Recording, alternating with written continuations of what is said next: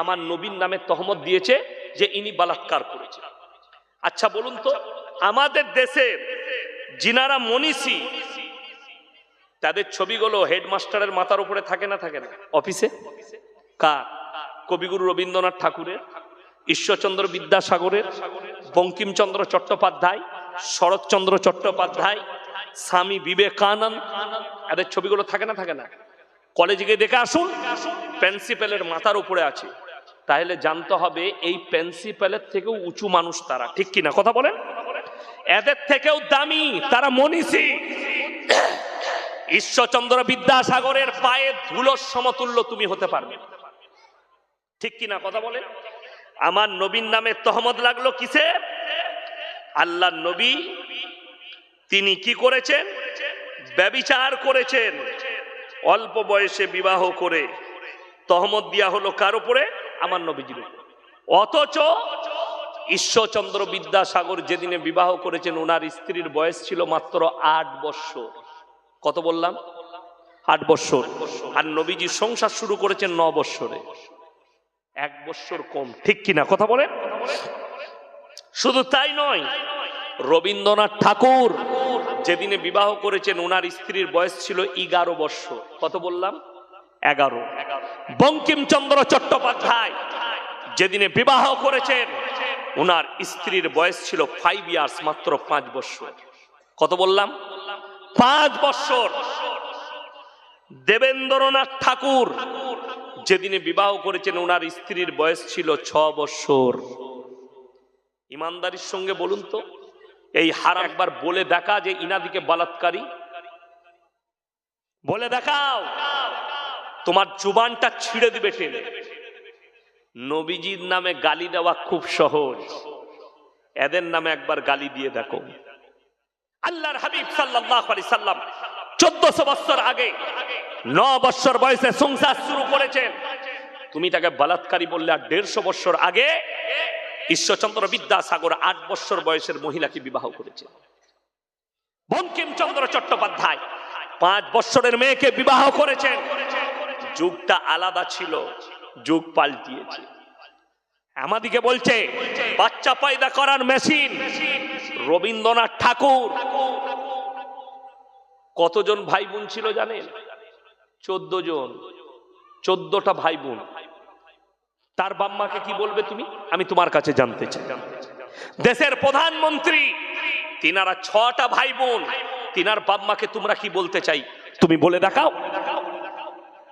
যোগী আদিত্যনাথ উত্তরপ্রদেশের মুখ্যমন্ত্রী, তিনারা 7টা ভাই।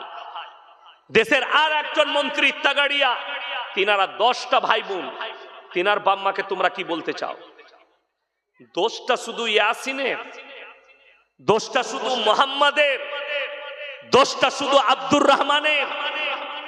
না, আজকের যুগটা, এই যুগের ভারতের হিসেব করো, যেমন একটা হিন্দু ভাইয়ের 2টো বাচ্চা হয়, একটা মুসলমানের কারো 3টে বাচ্চা হয় না, সব পেট ফাড়া মাল, 2টোই হয়। ঠিক বললাম না ভুল বললাম? 100টার মধ্যে 98টা পেট ফাড়া। ডাক্তারকে জিজ্ঞেস করুন, ডাক্তার বলছে মডেলিং এর যুগ, পেট ফেরে বাচ্চা নিবেন, বাচ্চা সুস্থ থাকবে, মা সুস্থ থাকবে, মায়ের কষ্ট কম হবে। আগে মানুষ মারা যেত, বাচ্চা প্রসব হতে গিয়ে মেয়েরা মারা যেত। এখন তো আধুনিক যুগ। আচ্ছা বলুন তো, এখন যদি মডেলিং এর যুগ এসে পেট ফাড়তে হয়, তা ছাগল গরুগুলো কোন যুগে আছে? ওরাও তো মডেলিং আছে। আচ্ছা শুনেছেন আপনাদের এখানে কোনো ছাগলের পেট ফেটে বাচ্চা হচ্ছে সিজার করে? ছাগলের সিজার করতে হয় না, 3টে বাচ্চা হচ্ছে। কুকুরের 6টা বাচ্চা সিজার করতে হয় না। শুয়োরের 14টা বাচ্চা সিজার করতে হয় না। বিড়ালের 5টা বাচ্চা হচ্ছে, সিজার করতে হয় না। আর তোমার বইয়ের একটা ছেলে হবে, বলছে পেট ফেটে বার করতে হবে।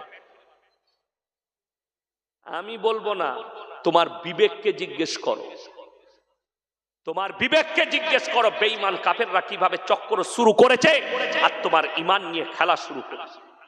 আজকে আপনি জিনাটাকে অ্যাকসেপ্ট করে নিয়েছেন। তা না হলে যারা মনে করছেন এই জানুয়ারি মাস হাজার হাজার মুসলিম গাড়ি ভাড়া করে ডিজে বাজিয়ে মদের বোতল নিয়ে ফিস্টি করতে যাচ্ছে, আমাদের যুবকরা। ঠিক বললাম না ভুল বললাম? অথচ তাকে জিজ্ঞেস করো ইসলামে কোথায় আছে? আপনি খুঁজেই বার করতে পারবেন না। যদি বলেন হুজুর হারাম, সম্পূর্ণ 25শে ডিসেম্বর ক্রিসমাস পালন করা মুসলিমের জন্য হারাম। পহেলা জানুয়ারি মাসে ফিস্টি করা হারাম। যদি বলেন কেন, কোরআন খুলেন, সূরা ফাতিহা এক তাফসীর খুললে পাবেন, ব্যাখ্যা বিশ্লেষণ খুললে পাবেন। কোরআনে আছে গায়রিল মাগযুবি আলাইহিম ওয়ালাদ দাল্লিন, মাগযুম মানে ইহুদি, দাল্লিন মানে নাসারা। এই দুটো দলই পদভ্রষ্ট, আর এদের যারা অনুসারী হবে তারাও পদভ্রষ্ট হবে। আপনার জানাই নেই, আজকে বলুন তো পৃথিবীতে 250 কোটি মুসলমান, কিন্তু 47টা মুসলিম রাষ্ট্র আছে, আর মাত্র 60 লাখ ইহুদি ইসরায়েল। তারা আপনার মাথার উপরে চেপে বসে গেছে। সেদিনে দেখেছেন সৌদিতে একটা বিরাট বড় প্রলয় ঘটে গেছে, এত বৃষ্টি, সব বন্যায় ডুবে গেছে সৌদি আরব। মক্কা মদিনায় এত বৃষ্টি হয়েছে, বন্যায় ডুবে গেছে। তার কারণ একটাই, আল্লাহর আমানতের খেয়ানত করলে আল্লাহর আযাব এসে পৌঁছাবে। সেটা মক্কা মদিনা হোক আর পৃথিবীর যে কোনো প্রান্তরে হোক, গোটা পৃথিবী আল্লাহ, গোটা জমিন আল্লাহ, গোটা আসমান আল্লাহ, গোটা পৃথিবীর সৃষ্টিকুল হচ্ছে আল্লাহ। তারা আমানতের খেয়ানত কি করেছে? 1 মাস আগে রিয়াদে একটা কনসার্ট হয়েছে, এরকম স্টেজ বানিয়েছে। স্টেজের পেছনে যে স্ক্যানারটা দেওয়া হয়েছে, ওই স্ক্যানারটা ছিল কাবা ঘর। আর পৃথিবীর সবথেকে ন্যাংটো ড্যান্সার জেনিফার লোপেজ একটা ন্যাংটো ড্রেস পরে সেখানে ড্যান্স করছে, আর তার ছবিটা উঠছে কাবা ঘরের স্ক্যানার। আর আপনি নূপুর শর্মার বিরুদ্ধে কলকাতায় আন্দোলন করছেন, ওই মৌলবিগুলো চুপচাপ বসে আছে। বর্তমানে এক্ষুনি আরবের বাদশাকে গ্রেফতার করা দরকার, সালমান প্রিন্সকে। এ হচ্ছে সব থেকে বড় ইসলামের দুশমন, যে কাবা ঘরের অবমাননা করে, কাবা ঘরের ওপরে একটা মেয়েকে ন্যাংটো ড্যান্স করছে, তার ছবিটা কাবা ঘরের স্ক্যানারে উঠছে, গোটা পৃথিবী নীরব বসে আছে। সামান্য নূপুর শর্মা তোমার নবীকে গালি দিয়েছে, তুমি গোটা ভারতবর্ষ নয় পৃথিবী জুড়ে আন্দোলন করেছো। সে তো একটা অমুসলিম, সে কিছুই জানে না আমার রসুল সম্পর্কে, তার জ্ঞান নেই। আর এ হারামের আওলাদ হচ্ছে জ্ঞান পাপী। ফিল্মের হল খুলে দিয়েছে, কিয়ামতের আলামত গুলো প্রকাশ পাচ্ছে। আপনি এটা ভাববেন না যে কিয়ামতটা আমি বারাসাতে আছি, বারাসাতেই আমার কিয়ামত হবে, না। কিয়ামতের ময়দান হবে ফিলিস্তিনের ময়দান, আল আকসার ময়দানটাই হবে কিয়ামতের ময়দান। আর আল্লাহ রাব্বুল আলামিন কিয়ামতের চিঙ্গারি বাজিয়ে দিয়েছে। যারা মনে মনে ভাবছেন এই চিঙ্গারিটা শুধু ফিলিস্তিন আর গাজায় টিকে থাকবে, তারা ভুল বার্তায় আছেন। এই চিঙ্গারি মিডল ইস্টে লেগেছে, এই গোটা পৃথিবী জুড়ে এই চিঙ্গারি জুড়ে যাবে, তৃতীয় বিশ্বযুদ্ধতে পরিণত হবে। পৃথিবীতে 20 কোটি মুসলমানের প্রাণহানি হবে। রাসূল আকরাম সাল্লাল্লাহু আলাইহি সাল্লামের হাদিস, খোরাসান থেকে একটা দল বের হবে, এমন এক যোদ্ধা বের হবে, পৃথিবীর আর কোনো শক্তি তাদের সামনে দাঁড়াবে না। তাদের কাছে পৃথিবীর সবথেকে সম্পদ বেশি থাকবে। এখন যারা পেপার পড়ে, মোবাইল পড়ে, তারা জেনে গেছে পৃথিবীর সবথেকে দামি মেটেরিয়াল সেই দেশের মাটির নিচে আছে। আগামীতে পেট্রোল ডিজেল আর চলবে না, অ্যাথলিন বলে একটা মেটেরিয়ালস ব্যবহার হবে, যেটার দ্বারা ব্যাটারিগুলো তৈরি হয়। সেই মালটা ওই দেশের উঁচু নিচু দেশ আফগানিস্তানের মাটির তলায় বিছানো আছে। গোটা পৃথিবীতে যুদ্ধ হবে। আপনারা মনে করছেন কিয়ামত, এখনো দাজ্জালের আবির্ভাব ঘটতে বাকি আছে। দাজ্জাল আত্মপ্রকাশ করবে, এখন তো অনেক বাকি। এখন খালি আলামত গুলো একটা একটা করে প্রকাশ পাচ্ছে। মুসলমান 73টা দলে বিভক্ত হয়ে পড়বে। আল্লাহর নবী সাল্লাল্লাহু আলাইহি ওয়াসাল্লামের হাদিস, আমার উম্মতি 73টা দলে বিভক্ত হয়ে পড়বে, একটাই দল জান্নাতে যাবে। রাসূলের হাদিস এটা। যতদিন না 73টা দল হচ্ছে ততদিন কিয়ামত হবে না। আমার নবী আকরাম সাল্লাল্লাহু আলাইহি সাল্লাম বললেন, দাজ্জালের আবির্ভাব চলবে, ইমাম মেহেদীর আত্মপ্রকাশ হবে, এবং সেই খোরাসানের দলটাই হবে ইমাম মেহেদির দল। ইমাম মেহেদি হবেন কমান্ডার, আর কোন পৃথিবীর শক্তি এদের সামনে দাঁড়িয়ে থাকতে পারবে না। আল আকসায় গিয়ে ঝান্ডা গাড়বে, ইসরায়েলের বিনাশ হয়ে যাবে, পৃথিবীতে ইসলামের ডাঙ্কা বেজে যাবে। মুসান্নাফ ইবনে আবু শাইবার হাদিস, আল্লাহর হাবিব সাল্লাল্লাহু আলাইহি সাল্লাম বললেন, গোটা পৃথিবীতে ইসলাম প্রতিষ্ঠিত হবে এবং মসজিদগুলো নামাজিতে ভরে যাবে। জোরে বলুন সুবহানাল্লাহ। কিন্তু দুঃখ কোথায় জানেন? নবীজি সাল্লাল্লাহু আলাইহি সাল্লাম হাদিসটা যখন বললেন তখন ইতস্ত বোধ করলেন। সাহাবীরা বললেন, ইয়া রাসূলুল্লাহ, আপনি ইতস্ত বোধ করলেন। নবীজি বললেন, শোনো, সেই নামাজিরা হবে সুদখোর নামাজি, পাপী নামাজি, তারা বড় বড় অট্টালিকা বাড়ি বানাবে, ঈমানদার কেউ থাকবে না। এইটাই হচ্ছে মারাত্মক কিয়ামতের আলামত। আর পৃথিবীতে যে মহা যুদ্ধটা ঘটবে ওটা ফিলিস্তিনকে নিয়ে নয়, গাজাকে নিয়ে নয়, পৃথিবীতে যে তৃতীয় বিশ্বযুদ্ধটা শুরু হবে গোটা পৃথিবী জুড়ে, রাসূলের হাদিস, ওই মহা যুদ্ধটা হবে। সেই যুদ্ধটা হবে শুধুমাত্র ফোরাত নদীটা শুকিয়ে গিয়ে সোনার পাহাড় বেরিয়ে আসবে, সোনায় ভরা থাকবে গোটা ফোরাত নদী, আর গোটা পৃথিবী ওই সোনা নিয়ে যুদ্ধে জড়িয়ে পড়বে। গড়ে 70 লাখ মানুষ মারা যাবে, পরমাণু যুদ্ধ হবে। তার আগে অনেক বড় বড় মহামারী আর আল্লাহর আযাব আসতে থাকবে। এই আল্লাহর আযাবে বহু বিনাশ হবে পৃথিবীর। শুরু হয়েছে আরবের ভূমিতে বন্যা দিয়ে আল্লাহ প্রকাশ করে দিয়েছেন যে তোমরা সাবধান হও, ইমানের উপরে টিকে যাও। আমার ভাই, প্রত্যেকটা ভাই নিয়ত করুন, আমরা জীবনে কেউ নামাজ কাজা করব না। জোরে বলুন ইনশাআল্লাহ। আপনার জীবনে যেন নামাজ কাজা না হয়, আমার জিন্দেগিটা যেন দিনের উপরে প্রতিষ্ঠিত একটা জিন্দেগি হয়। যারা মনে করছেন এই দুনিয়া সম্পর্কে কোরআনে এসছে, ওয়ামাল হায়াতুদ দুনিয়া ইল্লা মাতাউল গুরুর, এই দুনিয়া তোমাদের জন্য সম্পূর্ণ ধোঁকা। আপনি আমি ধোঁকায় আছি। আমাদেরকে 3টে প্ল্যাটফর্ম পার করতে হবে। কটা বললাম? 3টে। নাম্বার 1, কবর, আলমে বারজাক। এই কবরের জিন্দেগি আপনাকে পার করতে হবে, এটা 1 নম্বর প্ল্যাটফর্ম। এই দুনিয়াতে কিছুক্ষণের জন্য আছে, তারপরে আপনাকে পরকালের কবরের জিন্দেগি, এটা নাম্বার 1 প্ল্যাটফর্ম। দ্বিতীয় নম্বর, কিয়ামতের ময়দান, বিচারের দিবস। আর যারা মনে করছেন এতগুলো পৃথিবীর মানুষের, হযরত আদম আলাইহিস সালাতু ওয়াস সালাম থেকে কত মানুষ চলে গেছে আর কত মানুষ আরো আসবে, এদের বিচার আল্লাহ কিভাবে করবেন? আল্লাহর কসম, আল্লাহ কোরআনে 2টো কোরআনের আয়াত অবতীর্ণ করেছেন এবং বলে দিয়েছেন আমার কাছে কত সহজ, শুনে নাও। নাম্বার 1, ইকরা কিতাবাক কাফা বিনাফসিকা আল-ইয়াওমা আলাইকা হাসিবা। হে আমার নবী, আমার কাছে কত সহজ, শোনো, আমি আল্লাহ রাব্বুল আলামিন নারী পুরুষের হাতে তাদের আমলনামা ধরিয়ে দেব। ইকরা কিতাবাক কাফা বিনাফসিকা আল-ইয়াওমা আলাইকা হাসিবা। এবং আল্লাহ বলবেন তুমি নিজের মুখে নিজের হিসাবটা দিয়ে দাও। তুমি পড়ে শোনাবে, পড়ে শোনাও, তুমি নিজের মুখে নিজের হিসাব দাও। আপনাকে পড়ে শোনাতে হবে। বিসমিল্লাহ, আলহামদুলিল্লাহ। কোন জায়গায়, কত সেকেন্ডে, কত মিনিটে, কোথায় আপনি কোন পাপটা করেছেন সব পাই টু পাই লেখা থাকবে। কোথায় কোন নেকিটা করেছেন, নেকির কাজ সব লেখা থাকবে। আর একটা, যারা মনে করছেন হাতের পাপ করছি কেউ দেখেনি, চোখের দ্বারা পাপ করেছি কেউ দেখেনি, আপনি নফসের দ্বারা পাপ করেছেন কেউ দেখেনি, আপনি পায়ের দ্বারা পাপে লিপ্ত হচ্ছেন কেউ দেখেনি, আপনার পরিবার জানে না। আল্লাহর কসম, কোরআনের একটা কথা মাথায় রাখবেন, সূরা আল ইমরান প্রথম পৃষ্ঠা, ইন্নাল্লাহা লা ইয়াখফা আলাইহি শাইউন ফিল আরদি ওয়ালা ফিস সামা।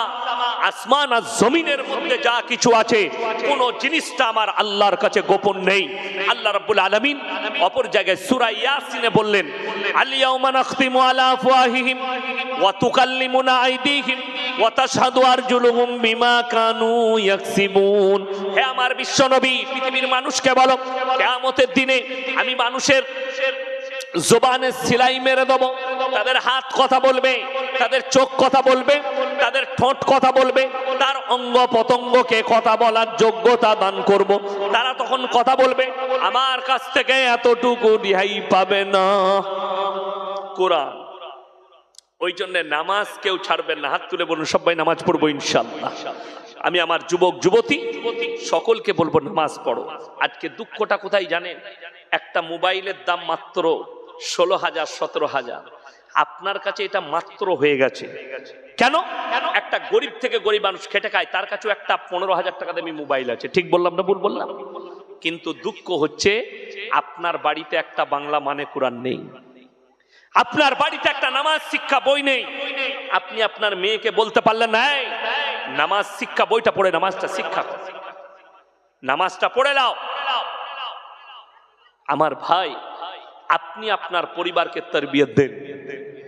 আপনি বলছেন আমার বাড়িতে বরকত নেই, যে বাড়িতে নামাজ নেই সে বাড়িতে বরকত নেই। আল্লাহ রাসূলের হাদিস, যারা 5 ওয়াক্তের নামাজি হবে আল্লাহ মৃত্যুকাল পর্যন্ত তাদেরকে তাদের রুজিতে কোনোদিন কমিয়ে দিবে না। জোরে বলুন সুবহানাল্লাহ। আপনারা মনে মনে করবেন কই বড় লোক তো হচ্ছি না, 5 ওয়াক্তে নামাজ পড়ছি। রুজি পাওয়া আর বড় লোক হওয়ার মধ্যে পার্থক্য আছে। কোন আল্লাহর প্রিয় বান্দা আপনাদেরকে বলে যায়, যারা আল্লাহর কাছে সম্পদ চায় তারা হচ্ছে মূর্খ, যতই জ্ঞানী হোক মূর্খ। আল্লাহ আমাকে মাল দাও, আল্লাহ আমাকে দৌলত দাও, এর থেকে বড় মূর্খ কেউ নেই। আল্লাহর কাছে দোয়া যেটা হবে আপনার মুমিনের, সেই দোয়াটা হচ্ছে আল্লাহ তুমি আমাকে হালাল রুজি দাও, মৃত্যুকাল পর্যন্ত ইজ্জতের রুজি দান করো। আল্লাহ রাসূলের হাদিস শুনেলেন, যারা গরিব মানুষ আছেন তারা ভালো করে শুনবেন, যারা খেটে খান, যারা লোকের বাড়িতে কাজ করেন তারা ভালো করে শুনবেন। আল্লাহ রাসূল সাল্লাল্লাহু আলাইহি সাল্লাম বললেন, হে আমার সাহাবীরা শোনো, একজন বড় লোক মুমিনের থেকে, একজন মালদার একজন কোটিপতি মুমিনের থেকে একজন গরিব মানুষ মুমিন ব্যক্তি 500 বছর আগে জান্নাতে প্রবেশ করবে। জোরে একবার বলুন সুবহানাল্লাহ। তো আপনাকে দোয়া করতে হবে, আল্লাহ ইজ্জতের রুজি দাও, আল্লাহ তুমি আমাকে হালাল রুজি দাও। এই দোয়া আল্লাহর কাছে করবেন, ধন সম্পদের লয়। যদি বলেন পয়সা থাকলে তবে মানুষ খেতে পাবে, তোমার ভুল। তুমি একবার চলে যাও, কোথায়? কলকাতা নিউ টাউনে যাও, সাপুজ্জিতে যারা বড় লোকরা ফ্ল্যাটে বাস করছে খোঁজ নিয়ে দেখো, কলকাতায় 1 কোটির ফ্ল্যাটে বাস করে, 2 কোটির ফ্ল্যাটে বাস করে। রাত 2টোয় মদ খেয়ে বাড়ি ঢুকে বউ শুয়ে আছে কুকুরের সাথে, আর উ গিয়ে এরকম সোফা লাগানো আছে আন্ডার প্যান্ট পরে শুয়ে আছে। আর তুমি সবজি বিক্রি করো বারাসাত বাজারে, সারাদিন সবজি বিক্রি করে এশার নামাজ পড়ে বিবির সঙ্গে একটা দস্তারখানে বসে আলু সানা ডাল ভাত খেয়েছো, সারা রাত ফজর পর্যন্ত বিবির গলায় হাত রেখে ঘুমাতে পেরেছো, সিজদায় পড়ে কাঁদো, আল্লাহ আমার থেকে সুখী পৃথিবীর কেউ নাই। 3টে নামাজি আছে কোয়ালিটির আমাদের দেশে। কটা বললাম বাবা? 3টে। 1 হচ্ছে 5 ওয়াক্তের, 2 হচ্ছে জুম্মা, আর 3 হচ্ছে ঈদ আর বাকরা ঈদ। ঠিক বললাম? ঈদের দিনে লাপাই কারা বেশি? যারা জীবনে নামাজ পড়ে না, খালি ঈদ পড়তে এসে সেই মালটা বেশি লাপায়। পেছনে কাতারে দাঁড়াবে, শ্বশুররা একটা তোয়ালি দিয়েছে, হারাম করে তোয়ালি লেপটিয়ে চলে এসছে, হুজুর নিয়তটা বলে দিবেন তো। নিয়ত নিয়ে কি করবি বে? আত্তাহিয়াতু জানে না, দরুদ শরীফ জানে না, সানা জানে না, দোয়ায়ে মাসুরা জানে না, তাসবিহ জানে না, খালি বলছে হুজুর নিয়তটা বলে দিবে। ঝাঁটা জুতো খাবি, কবরে যা। আমি যেখানে নামাজ পড়াই, একজন কানে কানে এসে বললে হুজুর নিয়তটা বলবেন। আমি বললাম আত্তাহিয়াতু জানিস? হ্যাঁ। সানা জানিস? জি না। আমরা কিছু জানি না। বলে না। আমি বললাম তুই খালি মাথা ঠোক, তোর হয়ে যাবে, তোকে কিচ্ছু জানতে হবে না, নিয়তটাও করতে হবে না, তুই খালি মাথাটা ঠুকবি আমার সাথে সাথে। কত দুঃখ লাগে, নামাজই জানে না।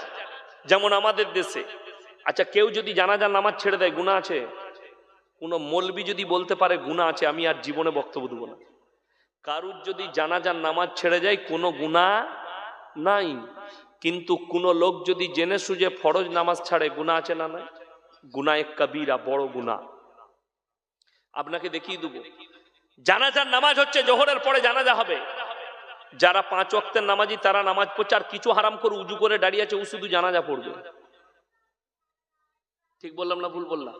আমি বললি খারাপ বলবি, আমাকে যতই খারাপ বল, আমি যেটা বলছি এটা হক বলে যাচ্ছি, তোর ওই জানাজাটাই কোনো লাভ হবে না, কিচ্ছু জানিস না, কিন্তু খালি সেই দিনে কমপক্ষে মাথাটা ইমামের পেছনে ঠুকেলে আল্লাহ কবুল করে নিলে সব জেনে যাবে। কথাটা বুঝতে পারেন? আপনার মানসিকতা তৈরি হলো আমি নামাজ পড়ব, তাহলে তুমি আস্তে আস্তে সব শিখে যাবে। খালি নিয়তটা করে তো ঢুকো। বেঈমান কাফের আপনার মাথায় চেপে বসেছে, আজকে কষ্ট ওইটাই লাগে। বুখারী শরীফের হাদিসে আছে পুরুষরা টাকনুর ওপরে কাপড় পরবে, রাসূল সাল্লাল্লাহু আলাইহি সাল্লাম বললেন। কিন্তু বেঈমান কাফেররা ঠান্ডা মাথায় কিভাবে কাজ করেছে দেখলেন? যতগুলো যুবকদের আমরা প্যান্ট কিনছি মার্কেটে সব টাকনুর নিচে, পুরুষরা যুবকরা যে প্যান্টগুলো পরছে। আমি প্রতি বছর একবার মুম্বাই যাই, আমার জলসা শেষ হয়ে যায়। আজকেই আমি প্লেনের টিকিট দেখছিলাম মে মাসের 5 তারিখের পরে আমি মুম্বাই চলে যাব। ওখানে আমার ভাইরা ভাই থাকে, আরো বন্ধু বান্ধব আছে, ওখানে 1 সপ্তাহ হাওয়া খায় থাকি। তো আমি গত বছরে মুম্বাই যাচ্ছি, কলকাতা এয়ারপোর্টে দমদমে সকালবেলায় 8টার সময় বোর্ডিং পাস করাচ্ছে, তো লাইনে দাঁড়িয়ে আছে। আমার সামনে একটা বিহারিদের ছেলে মুসলিমদের দাঁড়িয়ে আছে, এমন একটা প্যান্ট পরেছে পেছন থেকে মনে হচ্ছে খুলে পড়ে যাবে। আমি তাকে বললাম ভাইয়া থোড়া উপর কর লো না তো পিছে গড়বড় হয়ে যায়। সে তখন বলছে হাজরত ये डिजाइन है। আমরা সালা ऐसा भी डिजाइन का पैंट निकाल चुका है। এরপর ভেবে দেখুন এই ছেলেটা যে প্যান্টটা পরেছে, এই প্যান্ট পরে ই যদি মসজিদে নামাজ পড়তে যায়, তার পেছনে যে নামাজ পড়বে তার আর নামাজ হবে? ও তো সিজদায় গেলে পেছনে যে থাকবে সে আলী বাবার গুফা দেখতে পাবে, নামাজ শেষ। কথা বুঝতে পারেননি? নামাজ বরবাদ, হারাম হয়ে যাবে। ওই জন্যে আচ্ছা বলুন তো, প্রত্যেকটা স্কুলে ইউনিফর্ম আছে না নাই? কথা বলে না? প্রত্যেকটা কোম্পানির ইউনিফর্ম আছে না নাই? ইউনিফর্ম আছে। আর আপনি আল্লাহর ঘরে যাবেন, ইউনিফর্ম থাকতে হবে না? আল্লাহ ঘরে ইউনিফর্ম কি? লম্বা জামা। যদি বলেন হুজুর আমি চাকরি করি, কি হয়েছে?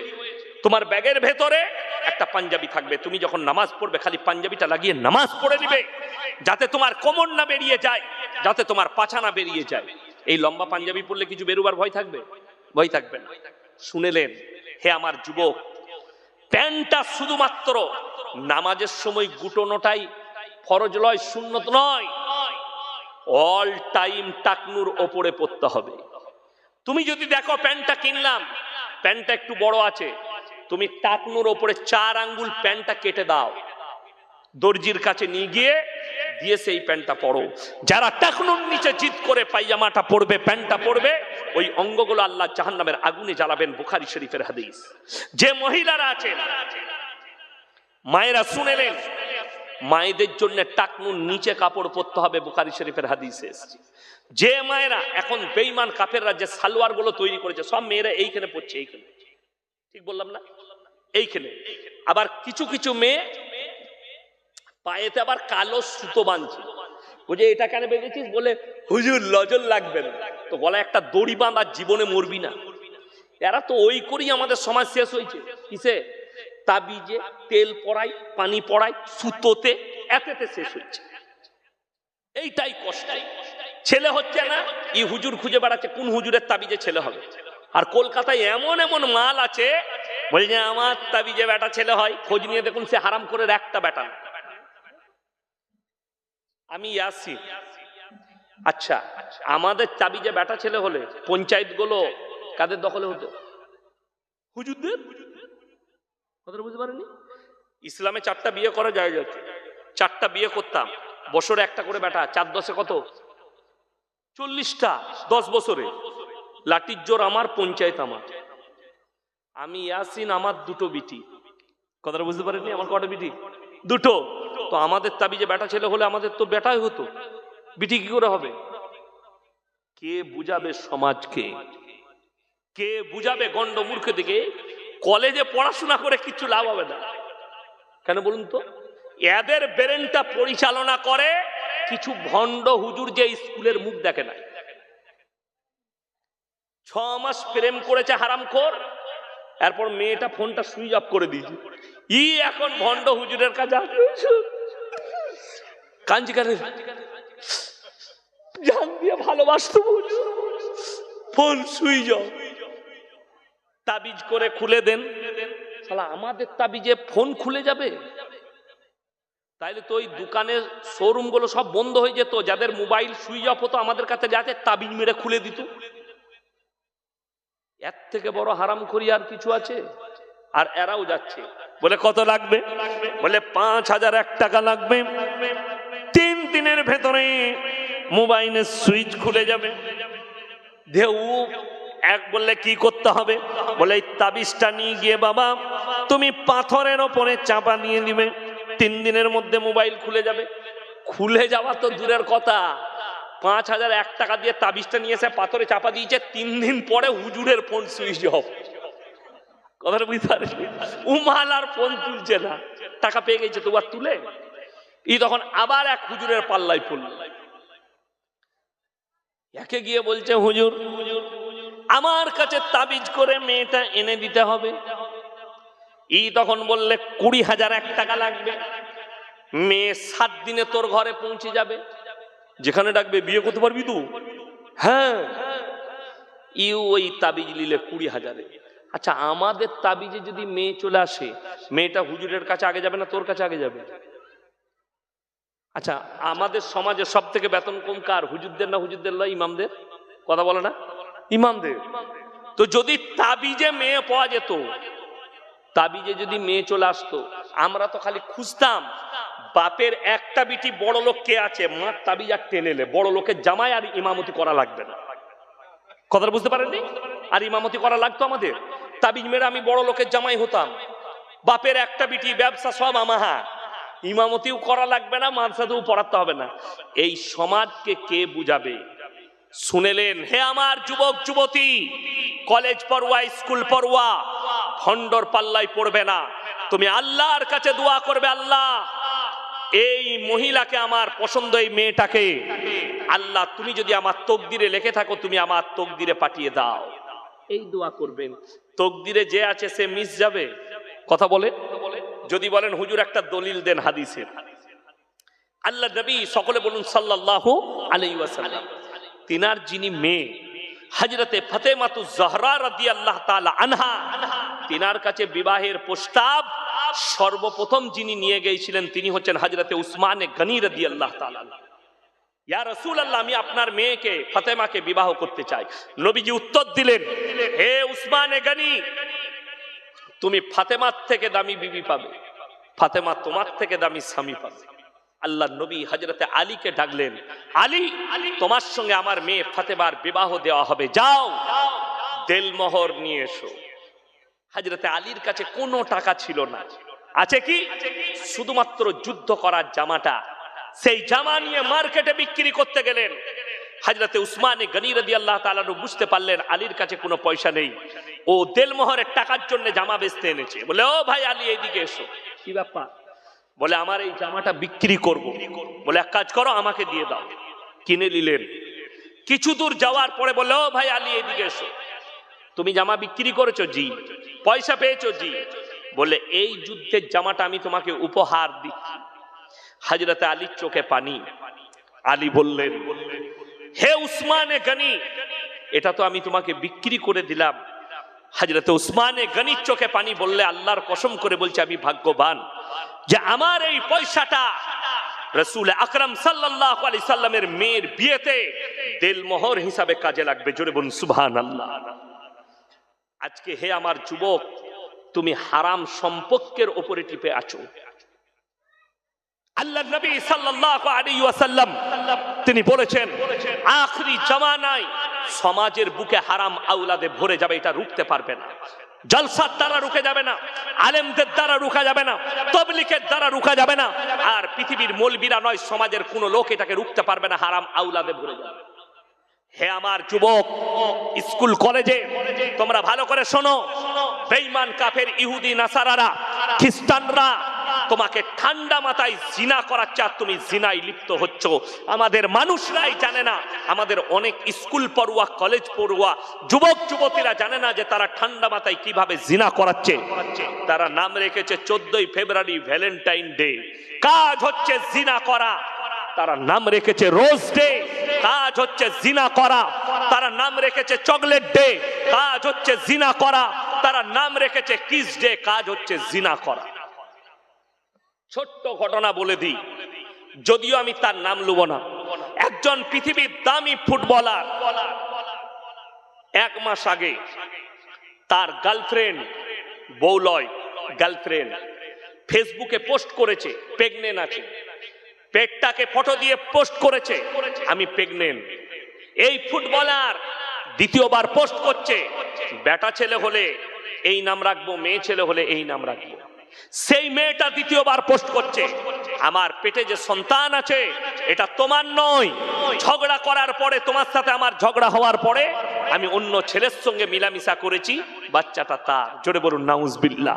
ইসলামী শরীয়তে এই বাচ্চাটা হারাম, এই বাচ্চাটা নাজায়েজ, এই বাচ্চা এই কওমের জন্য হারাম বাচ্চা। শুনেলেন, আজকে আমি ইয়াসিন জলসা করতে এসেছি, আমাকে যদি জিজ্ঞেস করেন হুজুর আপনার পরিচয় কি, আমি বাপের নাম বলবো না মায়ের?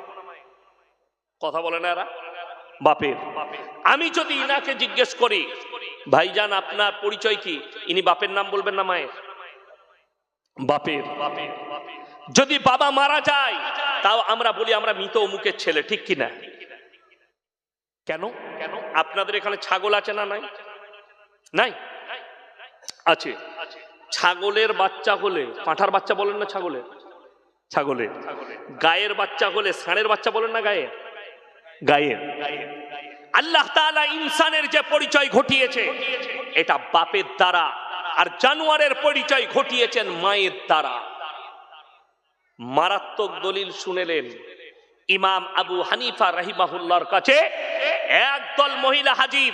হে যুগের ইমাম, ইসলামী শরীয়তে 4টা বিয়ে করা জায়েজ আছে, একটা পুরুষের জন্য 4টা বউ রাখতে পাবে, একটা মহিলা কেন 4টা স্বামী রাখতে পাবে না? যারা শিক্ষিত সমাজের মেয়ে আছেন তারা ভালো করে শুনবেন আমার এই উক্তিটা।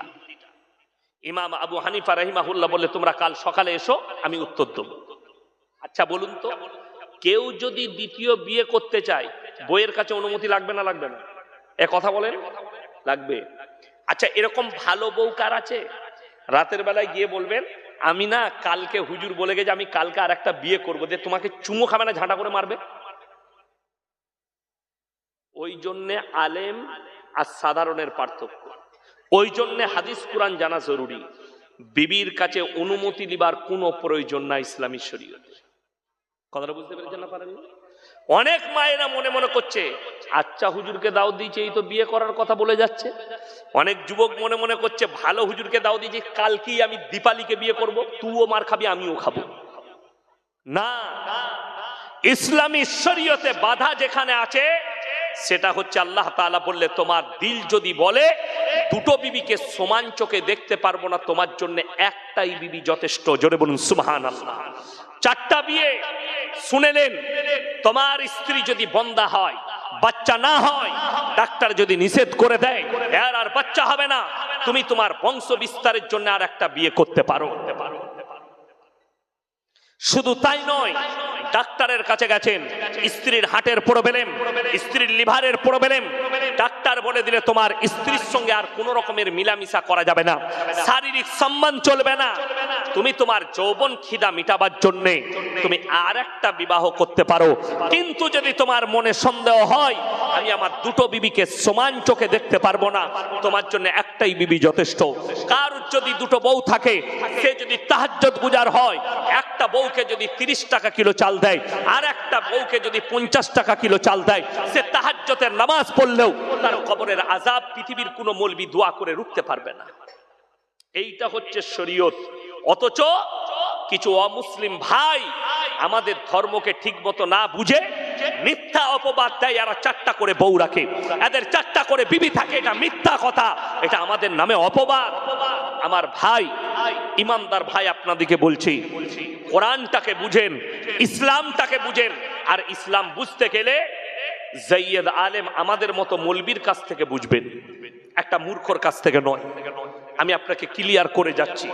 ইমাম আবু হানিফা রাহিমাহুল্লাহ বলেন কাল সকালে আসবে, মহিলারা চলে গেলেন। এরপর তিনি খানা খেতে গিয়ে পেরেশান। আচ্ছা আমরা টেনশনে থাকলে বাড়ির মহিলারা বুঝতে পারে না পারে? পারে। ইমাম আবু হানিফা রাহিমাহুল্লাহ বাড়িতে খানা খাচ্ছেন, তিনার মেয়ে দেখে বুঝতে পারলেন যে আমার আব্বা কোনো টেনশন ভোগ করছে। আব্বা আপনি এত টেনশনে কেন? মা, মহিলারা আমাকে প্রশ্ন করেছে, আমি উত্তর দিতে পারিনি। তিনি বললেন কি? বলে এই প্রশ্ন, বলে সকালবেলায় মহিলাদিকে আমার কাছে পাঠান, উত্তর দিতে পারবে? বলে হ্যাঁ। সেই যুগটা টেকনোলজির যুগ ছিল না, সায়েন্সের যুগ ছিল না। সকালবেলায় ভদ্র মহিলারা হাজির। ইমাম আবু হানিফা রাহিমাহুল্লাহ বলে, যাও আমার মেয়ের কাছে তোমাদের উত্তর রাখা আছে, বিসমিল্লাহ। সেই ভদ্র মহিলারা উনার মেয়ের কাছে হাজির। এই তুমি কি আমাদের উত্তর দেবে? বলে হ্যাঁ, তোমরা বসে যাও। রেওয়ায়েতে আছে প্রত্যেকটা মহিলার হাতে একটা করে কাটোরা, বাটি ধরিয়ে দিলেন। এগুলো কি করব? বলে তোমরা পর্দায় যাও আর নিজের নিজের স্তন থেকে দুধ বের করে নিয়ে এসো। প্রত্যেকটা মহিলা নিজের নিজের স্তন থেকে দুধ বের করে নিয়ে এলেন, একটা ডিব্বার মধ্যে ঢেলে দিলেন। সমস্ত দুধগুলো মিক্স হবে না? হবে না? মিক্স হয়ে গেল। এরপরে ইমাম আবু হানিফা রাহিমাহুল্লাহর মেয়ে বললেন, তোমরা নিজের নিজের দুধগুলো বের করে নাও। সব মেয়েরা বললে, পাগল মেয়ে, দুধগুলো মিক্স হয়ে গেছে, এগুলো কেমন করে বার করব? বলে শোনো, পাগল আমি নয়, পাগল তোমরা হয়েছো। একটা মাঠে যদি ছাগল চড়তে যায়, 5টা পাঁঠা তার সাথে মিলামিশা করতে পারে। কার বীর্য থেকে বাচ্চা হয়েছে এটা আল্লাহ ছাড়া কেউ জানে না। একটা গায় যদি মাঠে চড়তে যায়, 5টা ষাঁড় মিলামিশা করবে। কার বাচ্চা থেকে, কার বীর্য থেকে বাচ্চা হয়েছে এটা আল্লাহ ছাড়া কেউ জানে না। তোমরা যদি 4টা স্বামী রাখতে চাও, কার বীর্য থেকে বাচ্চা হয়েছে এটা নিয়ে সমাজে সংশয় আর দ্বন্দ্ব দাঁড়াবে। ওই জন্য তোমাদের আর জানোয়ারের মধ্যে কোনো ফারাক থাকবে না। আর ইনসানের পরিচয় আল্লাহ বাপের দ্বারা দিয়েছে, আর জানোয়ারের পরিচয় মায়ের দ্বারা দিয়েছে। আজকে হে আমার যুবক যুবতী, হে আমার শিক্ষিত সমাজ, গুগল খুলে সার্চ করে নাও, লন্ডন, আমেরিকা, জাপান, জার্মান, উত্তর কোরিয়া, দক্ষিণ কোরিয়া, চাইনা, ব্রাজিল, অস্ট্রেলিয়া, স্পেন, যতগুলো বেঈমান কাফের দেশ আছে, তারা তাদের পার্লামেন্টে পাস করিয়েছে। এরপর থেকে কোনো বাচ্চা যদি মনে করে মায়ের পরিচয়ে বাঁচবো, তারা মায়ের পরিচয়ে বাঁচতে পারবে। এই ছেলেটা ফুটবল প্লেয়ারের গার্লফ্রেন্ডের বাচ্চা হবে, কেউ জানে না বাপকে, এ মায়ের পরিচয়ে বাঁচবে। এদের মধ্যে আর জানোয়ারের মধ্যে কোনো ফারাক থাকবে না।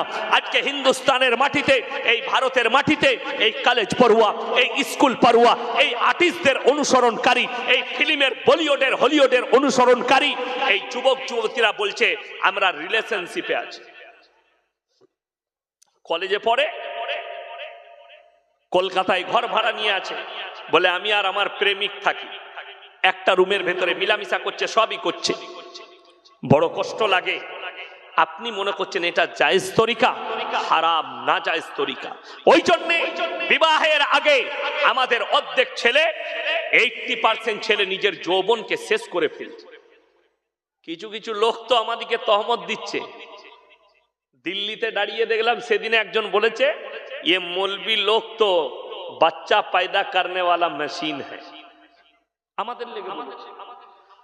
তো আমি তাকে উত্তর দিয়েছি, ভাই बच्चा पैदा करने वाला मशीन मैं इसलिए हूं क्योंकि हमारा जो यौवन है, हमारा जो ताकत है, हम नाजायज तरीका से खत्म नहीं करते। আমাদের মাদ্রাসার তালবিল ইলমরা জিনায় লিপ্ত হয়। আমরা পড়ার জীবনটা কাটিয়েছি মাদ্রাসার গণ্ডির ভেতরে। আমরা আমাদের জীবনটা কাটিয়েছি আল্লাহর রাস্তায়। আমাদের বাচ্চা তো বেশি হবে। আর তুমি পড়ার জীবন থেকে হস্তমৈথনে লিপ্ত, জিনায় লিপ্ত, ব্যভিচারে লিপ্ত। দিয়ে 38 বছর বয়সে চাকরি পেয়েছি, বিয়ে করেছে 40 বছরে, বাচ্চা হয়েছে 42 বছরে। ছেলের বয়স 3 বছর, 42 আর 3 কত? 45। বারাসাত বাজারে দেখা হয়েছে, হুজুর ভালো আছেন? ভালো আছি। তুমি কেমন আছো? ভালো। বিয়ে শাদী করলে? বাবা জি হুজুর করেছি। কটা ছেলে পিলে হলো? একটাই হয়েছে, আর লুবো না। একে জুত করে ভালো ডাক্তার মাস্টার করবো, লিবি নাকি? তোর তো আর হবে না বে। 45-এর পরে তো গোডাউন খালি। কথা বুঝতে পারেন? আর আমি ইয়াসিন, আমার উপযুক্ত বয়সে বিবাহ হয়েছে। রসুল এবং যতগুলো নবী পয়গম্বর এসছেন সকলের সুন্নত হচ্ছে উপযুক্ত বয়সে বিবাহ করা। যুবকদের উচিত 25 বছরের মধ্যে বিবাহ করে নেওয়া। কথাটা বুঝতে পারেন? মেয়েদের উচিত এখন ভারত সরকার আইন করেছে 18-র নিচে বিয়ে দিতে পাবে না, 18 পার হতে হতেই তুমি বিয়ে দিয়ে দাও। কেন? বালিগ একটা মেয়ে হয় 9 বছর পেরিয়ে গেলে বালিগান করিবা। দেখুন আল্লাহর নবীর ওপরে কিছু বেঈমান কাফের তহমত লাগাচ্ছে। কিসের তহমত? নবীজি 6 বছর বয়সে মা আয়েশা সিদ্দিকা রাদিয়াল্লাহু তাআলা আনহাকে বিবাহ করেছেন, ঠিক কি না? 9 বছর বয়সে তিনি সংসার শুরু করেছেন। কিছু শিক্ষিত সমাজ তারা বলছে আল্লাহর নবী 6 বছর বয়সে মা আয়েশাকে বিবাহ করে তাকে বলাৎকার করেছে। জোরে বলুন নাউজুবিল্লাহ।